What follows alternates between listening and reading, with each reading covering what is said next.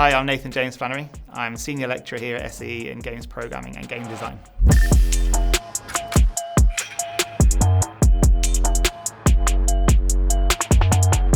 So the SAE course for programming is designed to get people thinking about developing video games using modern software, modern programming languages. So we teach a variety of things here, including lots of different engines like Unity and Unreal. We teach C#, C++ programming languages, and we go through loads of different skills and techniques that you would need to make video games in the modern era. So we look at procedural content generation, we look at artificial intelligence routines, we look at optimizing and refactoring games to go onto stuff like Steam Decks, PlayStation consoles, all sorts of things. So it's a very wide sort of reaching course for anyone who's interested in programming games.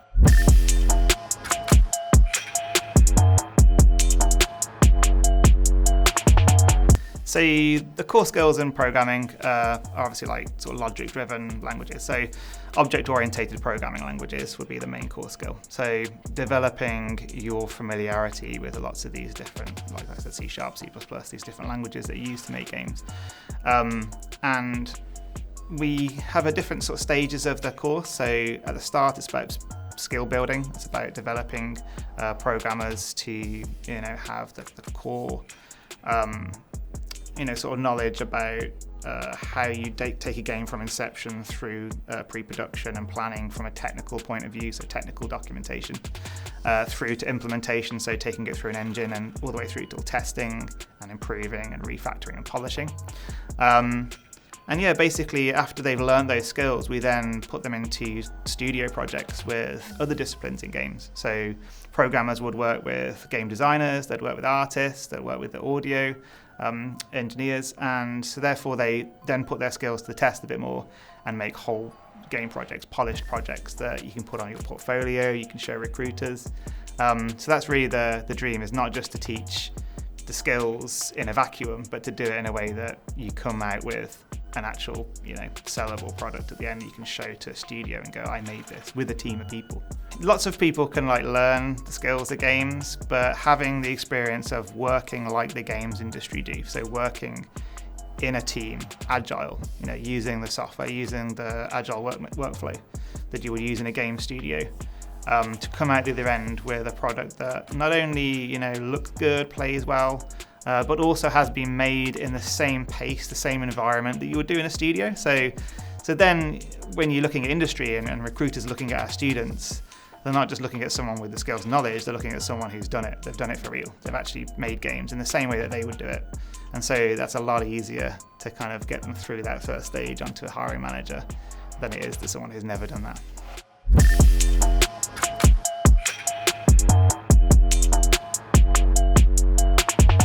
It's a mix, so especially when learning,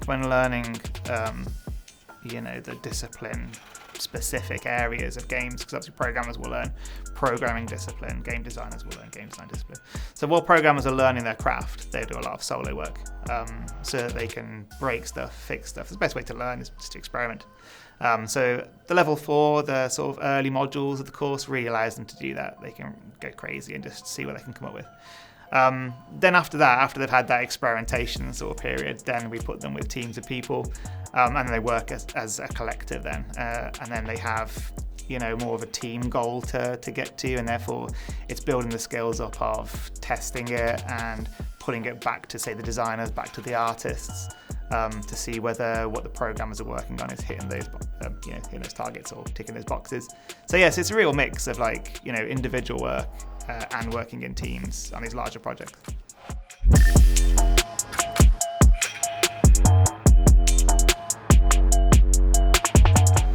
So guest lectures, we have loads here, loads, and across SAE as well. We have guest lectures both in person and online. So we've had people from Playground Games, we've had people from PlayStation, we've had people from Epic. We have artists come in, programmers come in. We had the sort of lead programmer of Sumo Digital came in at one point to talk to our students about their projects. We had lead programmer again of PlayStation London come in and also go through a student's code. So the guest lectures have been amazing because they're not only just a talk, a lot of the time when we invite industry guests in, they'll actually get hands-on with stuff, which students really appreciate, is when someone from industry can literally sit down with you and say, this is great, do you know if you did this? This is what we do at PlayStation, for instance, and this makes it better. So yeah, we found guest lectures to be amazing. Like, we have loads of them.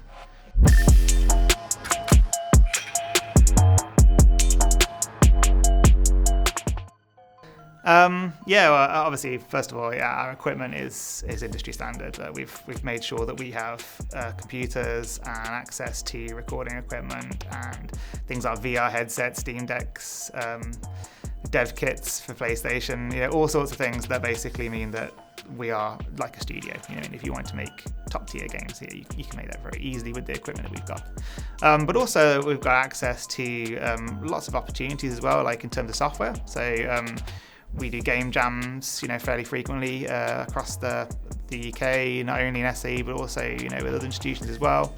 And we use software like Jira and Atlassian suite software like Confluence. So things that the games industry would use outside of just making games. Stuff that people don't really think about is, you need to know Unreal, you need to know programming languages, but you also need to know some of the software that helps you plan and develop games and work with teams and work remotely as well. Because we have campuses across the UK. We have collaborations, like here in Leamington Spa, where I predominantly teach, we have collaborations with Glasgow, for instance. So our students work with people that are next to them, like sat next to them at a table, but they also work with students that are the other end of the country to kind of really simulate, I guess, what they would be doing in their job if they work for a studio, because you could work with someone from like China or Portugal or anywhere.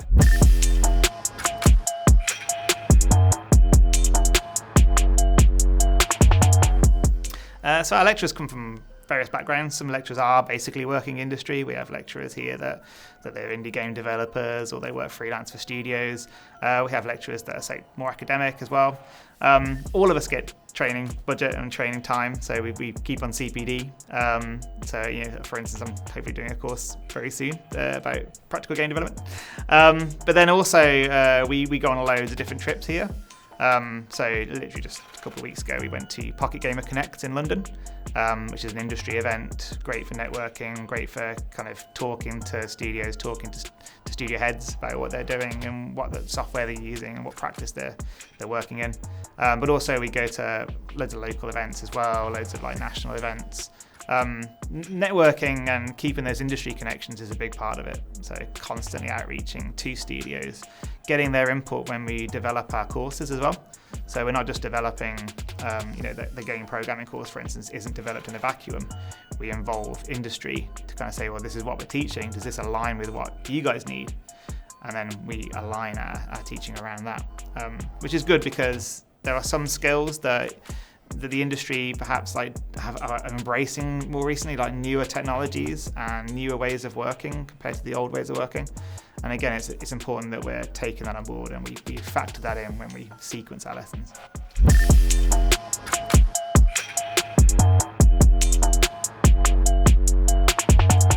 I'd say obviously if you're doing, say, a programming course, you learn programming and you'll make prototypes that, without being rude about it, have programming art, for instance.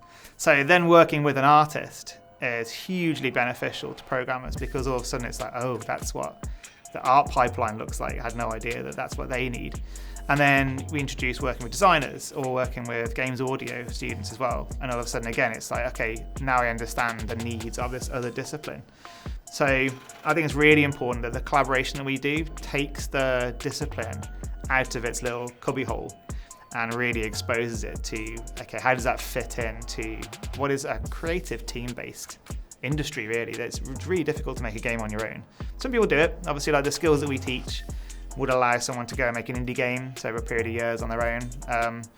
But we try and make sure that they get experience of working with teams because, like any creative discipline, like teamwork makes the dream work. Like I said, we do a lot of game jams. We do a lot of online.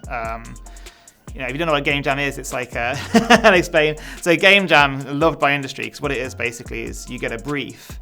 It could say, make a game that reminds you of home. And then that's it. You have to then go and think of, okay, what exemplifies reminding me of home? How can I make a game around this? And you get a team together, which is multidisciplinary. It could be all kinds of people that you work with. and then you make a game. These game jams are really good for our students because they expose them to outside of SAE as well. So we've had students work with people in industry, for instance, where they'll put themselves onto a game jam Discord, and then someone will be like, oh, I'll join your team as an artist. And they're looking, it's like, okay, that's actually an artist working at like Sega or something. Game jams are designed to be like a boiler, like a cooker environment. So it is a very small amount of time to think of a game, make a game, test it, and then release it. Usually you're talking, it could be 2 days to a week. Which sounds scary, but the benefit of that is it teaches you stuff like rapid prototyping. Because there's so many ideas. People, it's like you talk to someone, have you thought of an idea for a book? And everyone's got an idea for a book. Most people have an idea for a cool game they could make. But then most people don't actually then go and make it because it seems like this massive daunting prospect. So being able to rapidly prototype a game and go, oh, I've made this in like 2 days and I can test it. Is this a good idea? It is? Okay, maybe I'll think about making it a full game, and then that would then take a period of years. But just teaching them that rapid prototyping, that just try stuff, throw things at a wall till it sticks, is a really important skill. Like, students get a lot out of game jams.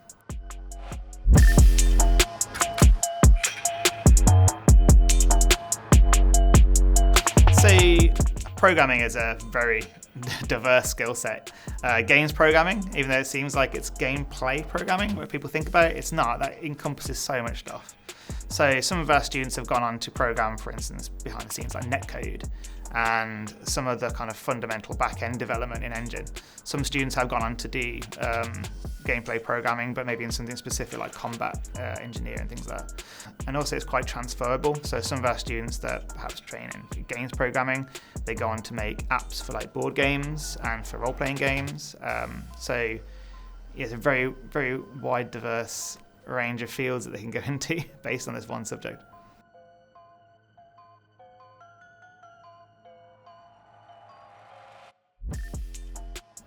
SAE is always growing. So obviously I've been involved with the campus that started, and I was there from the start.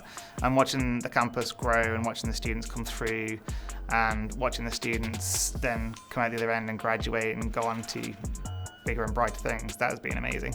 Just this past year, students have made projects where I've sat down and played it and just gone, this is amazing. This feels like playing a game that I would purchase from Steam. And that's amazing to kind of see where that came from. To think like, well, just a matter of like a few months back, this was just an idea that one of the students had and they pitched it. And now I'm playing it and it is amazing. It is really polished. And then compare that to some of the stuff that actually comes out and gets released on Steam, and I'm like, our students are doing a better job. So that is super rewarding to see their end results. Like, our students are amazing. They're really good at polishing games up and making them look like marketable products.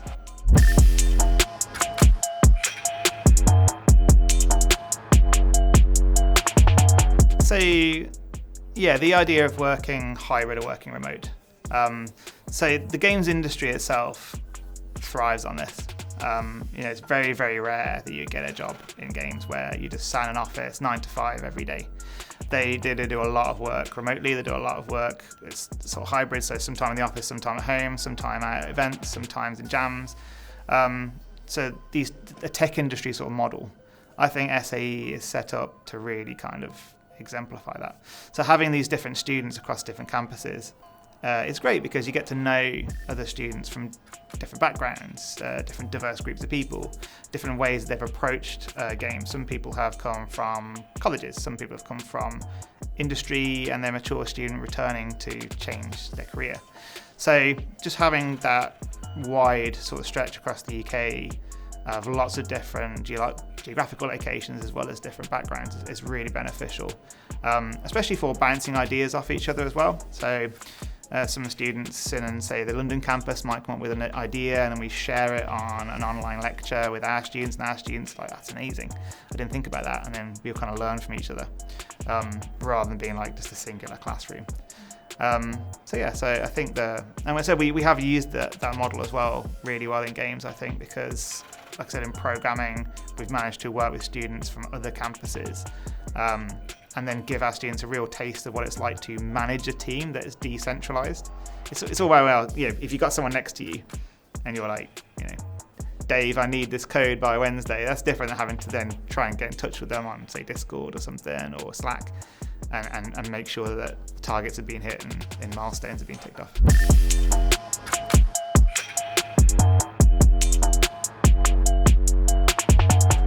think games have changed though. I mean, I remember before games were seen much more as like an entertainment product. Like almost like a toy. You play a game, you have Mario or Sonic jumping around. But games have evolved. Games have changed over time. If you're someone who wants to tell a narrative, a story, you wouldn't necessarily look so much at filmmaking anymore or writing a book. You could look at making a game, because games are a very rich narrative storytelling medium.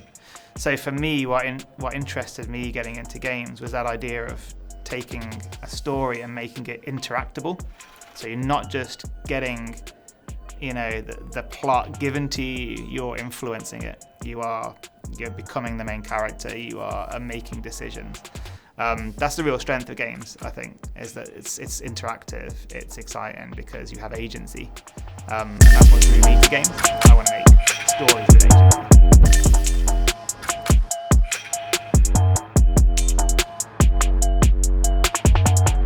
So as I mentioned before, we have students from lots of different backgrounds. So some students will have touched the tech side quite a lot. They will be very confident in it. Some students won't have done. Like you said, they might be very creative, a lot of good ideas, but have not really explored how they would technically do that. So we basically assume that everyone is the same level playing field. So when you join the course at SAE, we structure it so that we take you through building those skills you would need during the level 4 module. So right at the start, everyone is given the same sort of level playing field to develop the skills that you would need for the studio projects. So we have students that, like I said, they might excel in that straight away. They've done lots of technical stuff before, in which case that's fine. There's lots of stretch, there's lots of challenge to do with other parts they might not have looked at. So maybe you're someone who knows coding really well, but you've never thought about doing procedural content generation. So we would sit down and go, right, how can we make your code work really efficiently to cut down time using procedural content, for instance? Or someone who has never touched code, in which case we're going to go, right, okay, let's go from fundamentals, let's go from the beginning. How do you write an algorithm that makes someone move and jump and mantle and double jump and all that sort of stuff? So really, it doesn't make a difference what your background is in terms of the strength of technical or strength of creative. We will try and get everyone to the same spot by the end of level 4. So by the time you get into a team, you're confident that you're the level